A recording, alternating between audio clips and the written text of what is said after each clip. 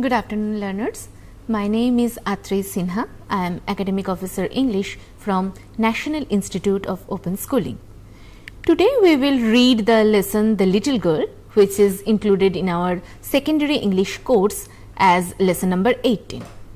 Before starting the lesson, let us have a look at the learning outcomes that are expected from this lesson. So, first of all, after completing the lesson, the learner describes the kind of relationship between Kezia and her parents, comments on Kezia's father's attitude towards her and analyze its impact on her personality, analyzes their own relationship with their parents in terms of mutual communication and expectation. Then moving on, the learner suggests ways to promote a healthy relationship between parents and children and writes short and consistent paragraphs, uses simple past tense and improves their vocabulary. So, these are the learning outcomes that are expected from this lesson. Before starting the lesson, before recapitulating what we have learned in our last two classes, we will discuss the characters, we will discuss the story, what had happened in the story and what is there, the character analysis, the themes, the grammar portion, the writing portion. We will discuss all of this, but before starting that, let us have a look, let us discuss the author, about the author, who is Katherine Mansfield. Katherine Mansfield, born in 1888 in Wellington in New Zealand.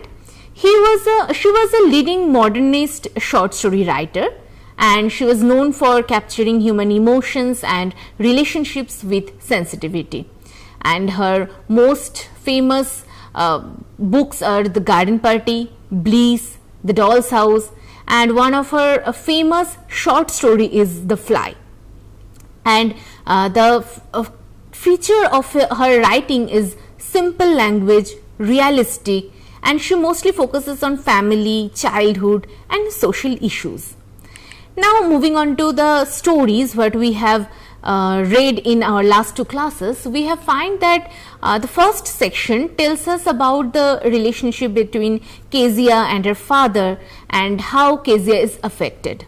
Then we have read and find out what Kezia's father expects from her and how she responds to it. The expression to be feared and avoided indicates that she was afraid of her father. He would always give her instructions or orders but never made an effort to know what she expected from him. So, Kezia wanted his love and company, his father's love and company, but his father only wanted her to be obedient, disciplined, organized and a perfect person. He expected her to accept the things as they are and not to question anything. As a result, she couldn't build up self-confidence and didn't feel free to talk. If she tried to talk, she would end up stuttering. Her father never tried to find out what was going wrong on in her life. He never gave her time to open her mind to him. So then onwards we can find that on the suggestion of her grandmother, Kezia makes a beautiful pin cushion for her father's birthday. She thought he would appreciate her feelings behind it. Out of ignorance, she stuffed it with papers which were very important to her father. He was furious when he came to know about this. She pleaded that it was for his birthday. Instead of being soft to her, the father punished Kezia by hitting her palms with a ruler.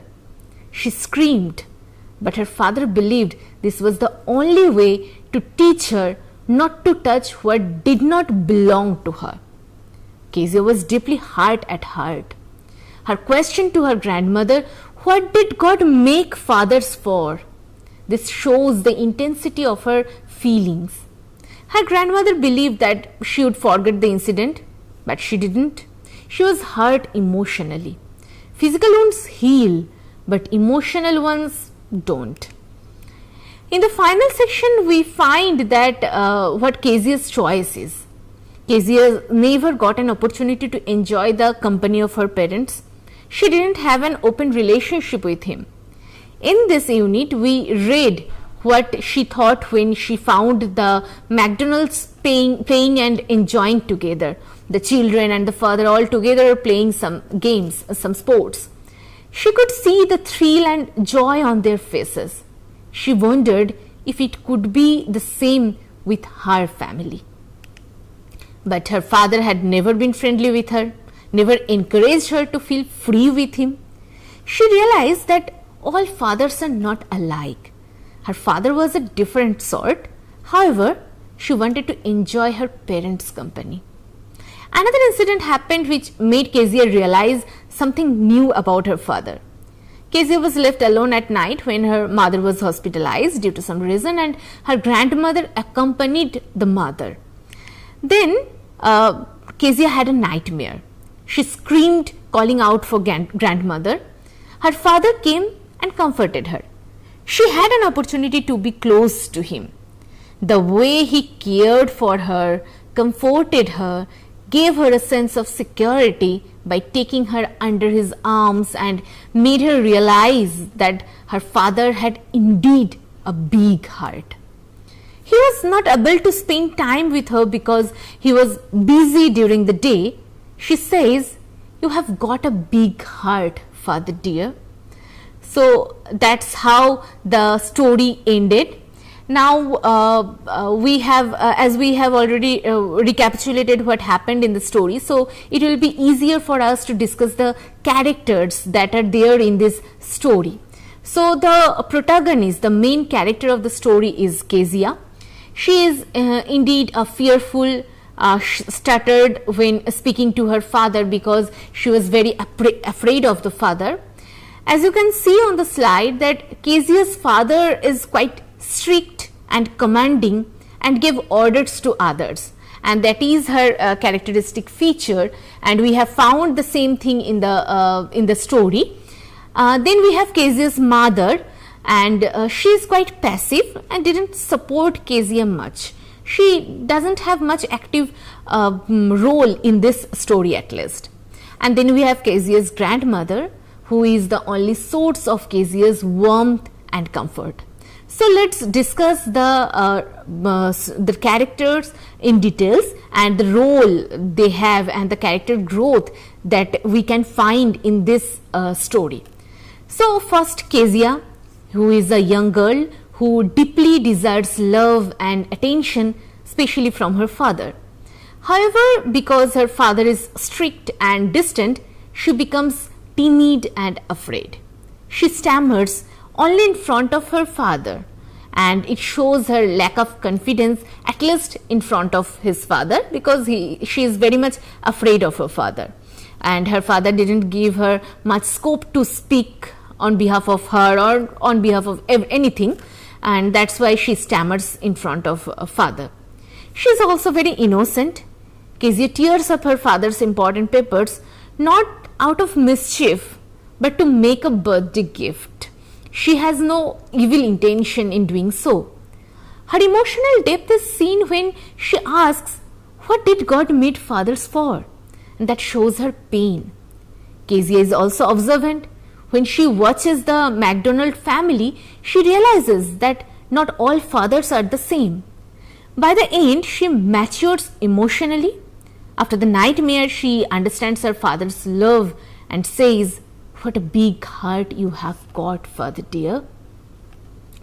And if we look at the character development, so at the beginning, we find Kezia as a fearful, nervous person who is distant from her father. At the middle, we found her heart and emotionally confused due to some reason, due to the birthday present that is whatever it is upside down. Then at the end, we can find her as an understanding, loving and emotionally a little girl.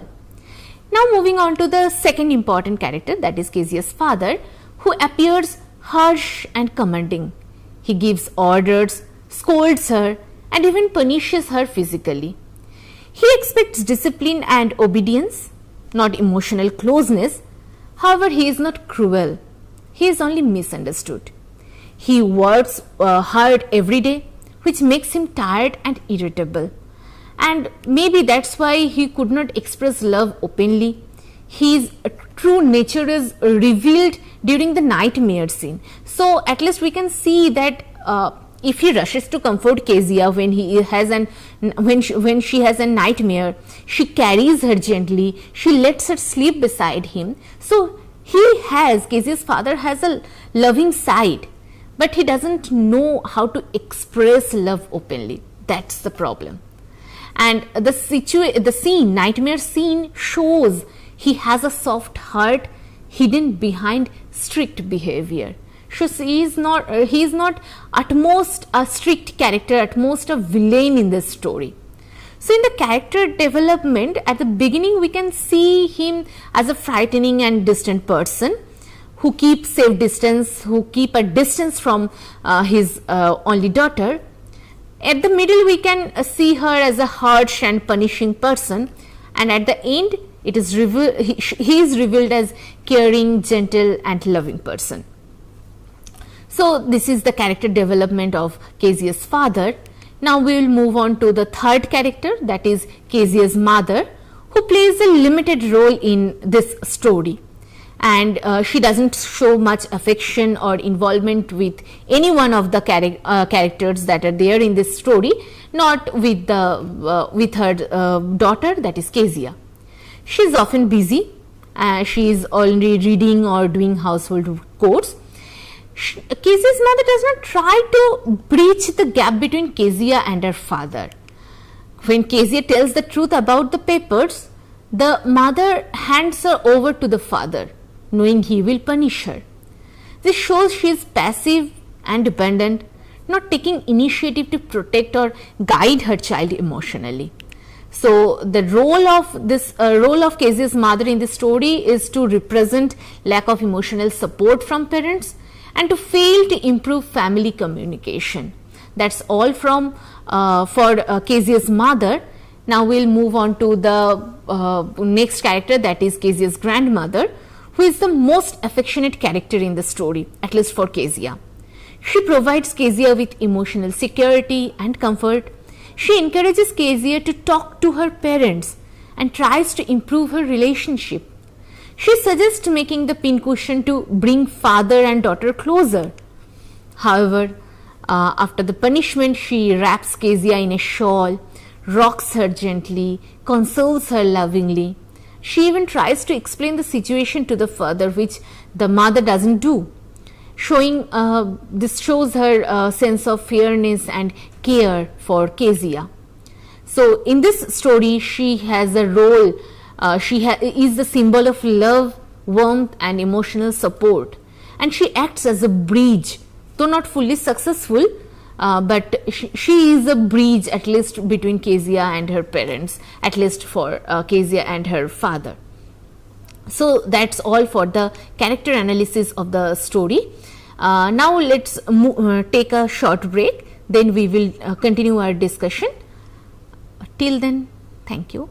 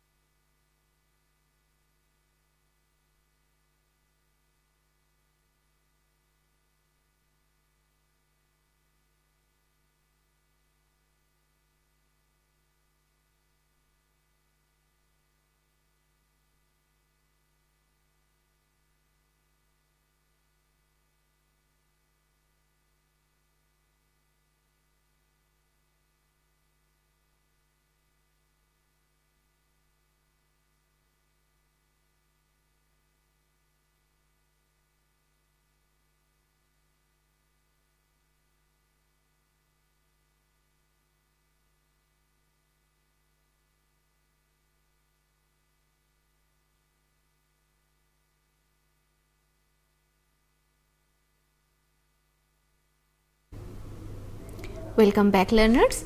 So we have before break we have already recapitulated the story, and then we have discussed the character analysis.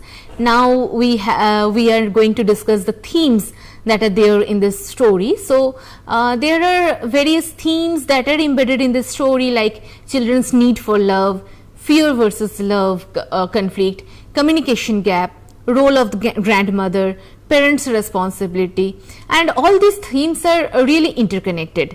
So let's discuss the themes one by one, and then we can understand how they are all interconnected. So first, children's need for love. So every child longs for warmth, affection and emotional connection from their parents. In the story, Kezia loves her father but feels unloved because her father never expresses tenderness or love or kindness to her. His father's words are always orders or instructions, not caring conservations. So Kezia becomes fearful instead of happy around him. Then when Kezia's father finally comforts her during her nightmare, she feels the love she had been craving for all along. The story teaches that children grow emotionally strong when they feel loved, not when they are only disciplined. So this is an example that Kezia's joy and safety when her father hugs her after the nightmare shows how much she needed that love all along.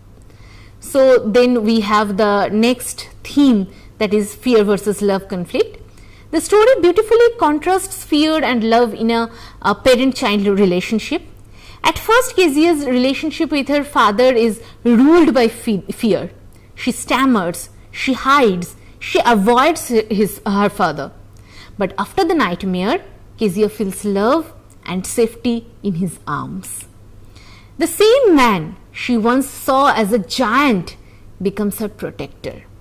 This change shows that love can replace fear when understanding the care are shown. When Kezia rests her head on her father's chest and says, "What a big heart you have got, father dear," her fear turns into love. Then we have parents' responsibility as a theme in this story. The story highlights the parents are not only providers but also emotional guides. It is their responsibility to spend time, listen to and show love to their children. Kezia's father works hard for her family but fails to give emotional attention to his daughter.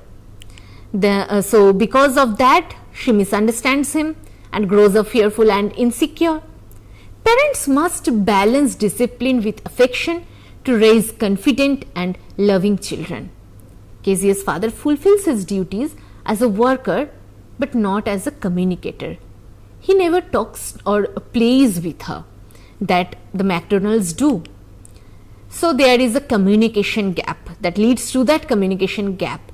So major reason for Kezia's fear is the lack of open communication in her family. Her father never asks how she feels or spends time to know her better. When her mother is passive and doesn't bridge the gap between father and child. Because of this silence, small misunderstandings like tearing the papers become big problems. The story teaches that talking, listening and understanding each other are key to family happiness. Kezia could not tell her father the truth about the pincushion because she was afraid. She was too scared to speak freely with her father. Then we found the role of grandmother. Grandmother is the only source of love and comfort in Kezia's life. She spends time with her, listens to her and understands her feelings. She encourages Kezia to talk to her parents and even helps her make the birthday gift. After the punishment, the grandmother consoles Kezia, that shows her patience and warmth that the parents lack. Then the grandmother represents care, emotional safety and the healing power of affection. When Kezia cries after being bitten, her grandmother wraps her in a shawl, rocks her gently and wipes her tears. So these are the important theme that are there in this story, but these are not limited to these only. Now we will move on to the grammar portion. There we have the simple past tense. Now at first we have to know what is simple past tense. What is the function of simple past tense? So we use simple past tense to describe actions that happened in the past. These are the verbs that change to their second form, that is the past form. And the past signals that indicate simple past tense like yesterday, last Sunday, previously, last Monday, ago, in 2010, something like that. These are the past signals that we have to use while we framing a sentence in simple past tense. So we use simple past tense to describe actions that happened in the past, and to make the sentence in simple past tense, we have to change the verb form in the second form, that is the past form, and we have to use past signals like that are there on the slide. Now simple past tense have many other formats, like if we have to make some positive sentences, then this is the structure of the sentence, like subject plus verb, that is the past form of the verb, and then the object. For example, Raman convinced his father. The word convinced, this is the verb and this is in the past form. You can find that convince is converted to convinced, that is the second form or the past form of the verb convince. So Raman, the subject, convinced the verb, and object his father. Raman convinced his father. This is the example of a positive sentences framed in a simple past tense. Now moving on to the negative sentence. Just like positive sentence, we will follow the same thing, but we just have to add did not, and then we do not have to change the verb format. We will use the base verb. So the whole format will be subject plus did not plus the base verb, that is the present tense, and then the object. So Raman did not give up on his studies. Did not give up. Did not, we are adding it to make it negative, did not, and as did is the past form of do, so we do not need any other past format of the verb. So for the main verb, that is give, we will use the give, the base verb, the present tense only. So Raman did not give up on his studies. So we will not write, we will not frame like Raman did not give up on his studies. That will be wrong. We can't use two past tense at the same time. We have to write Raman did not give up on his studies. So moving on, we have to frame questions in simple past tense, and to form a question in simple past tense, we have to use a auxiliary verb, that is did. Did, then we will use subject, then we put base verb, and then object. So did, then subject, then base verb, because did is already denoting the past tense. So we will use the base verb, that is the present tense, then the object. So on the slide you can see an example of how we can form a question in simple past tense. So the question will be, did Raman convince his father? The sentence, what was the sentence in the positive format? Raman convinced his father. Now when we have to make it a question, then we have to add and did. So we are writing, did Raman convince his father? We are not using convinced. Did Raman convinced his father? We have to write, did Raman convince his father? I think it is clear for the time being. Now move on to what we have learned in this section, in this lesson. So we have read the story, we have discussed the character analysis, we have discussed the themes and the grammar portion that is there in the simple past tense that is there in this lesson. So we have learned how to frame a sentence in simple past tense in positive format, in negative format, and how to form a question in simple past tense. So what we have learned in this story is that parents must balance discipline with love. Communication builds trust and confidence, and emotional wounds last longer than physical ones. And children need time, attention, and affection. A big heart is more important than being strict. And at a glance, we can see that Kezia's father was not cruel but misunderstood. He worked hard and cared deeply, though unable to express love. The nightmare incident helped Kezia see his softer side. The message that is there in the story is love should be expressed openly in families, and a big heart is more important than being strict. That is the takeaway of this story that we can keep with ourselves. So that's all about the lesson, The Little Girl by Catherine Mansfield. We will again meet with another lesson in our next class. Till then, thank you.